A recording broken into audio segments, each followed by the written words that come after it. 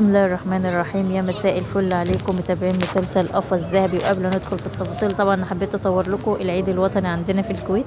ما شاء الله العظيم. طبعا الاكسسوار اللي انتوا شايفينه ده شكله في الفيديو شكل الدهب، بس في الحقيقة غير، عشان ما حدش يقول ده دهب. لا، ده اكسسوارات، وفي الحقيقة هي في الكاميرا مبينة ان هي دهب. وندخل في الملخص. وقبل ما ندخل في الملخص، لايك واشتراك وتفعيل الجرس. وبتبدأ أحداث الحلقة على أرافو قاعد في غرفته وبيقطع صور أتيتي ومنهار جدا، وقاعد يكلم نفسه إن هو ما يقدرش يستغنى عنها. وبعدين أبوه جاش بردان يدخل له ويقول له أنا قلت لك أنت انسى البنت دي علشان أنت هتتجوز أميرة، علشان لازم تحافظ على مستواك، لأن أنت اللي هتبقى الوارث الوحيد للعيلة بعد ديفراج. وبعدين تدخل في ميكا تقول له لازم اراف ان احنا ناخد وقت علشان نتعرف على بعض ونقرب لبعض، لان انا برضو ما اعرفكش وفي حاجات في حياتي لازم تتغير. ويجي المشهد على كريشة وهي مع ديفراش في غرفة النوم، وقاعدين بكل الرومانسية والحب، ويتأسف لها على الإهانات اللي حصلت منه. وبعدين ياخدها وينزل المطبخ عشان يعمل لها أكلة حلوة.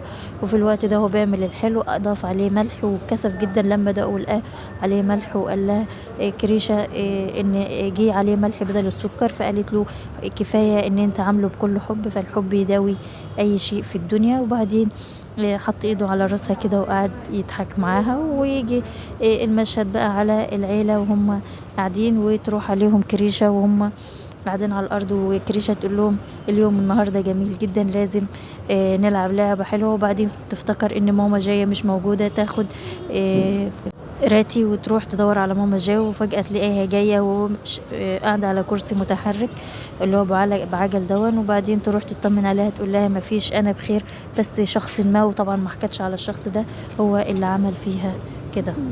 وبعدين تقول لها طب يلا نلعب. يتجمعوا علشان يلعبوا ويسألوا بعض أسئلة. فميكا تقول له لا، اللعبة الأحسن والأحسن إن احنا نطلع في الجنينة، أنا عاملة لكم مكان للعب ونلعب سوا فيه. وبعدين تاخدهم وتروح كلهم في الجنينة ومحضرة بندقية، وتقول لهم اللعبة دي أنا بحبها طول عمري، مين بيعرف يضرب بالنار؟ فطبعا جاية تفرح جدا وتقول أنا اللي بحب اللعبة دي. فتقول لها خلاص خدي ماما جاية ورينا. طبعا وتفضل فميكا تسخن فيها بالتشجيع لحد ما تضرب بالنار. وبعدين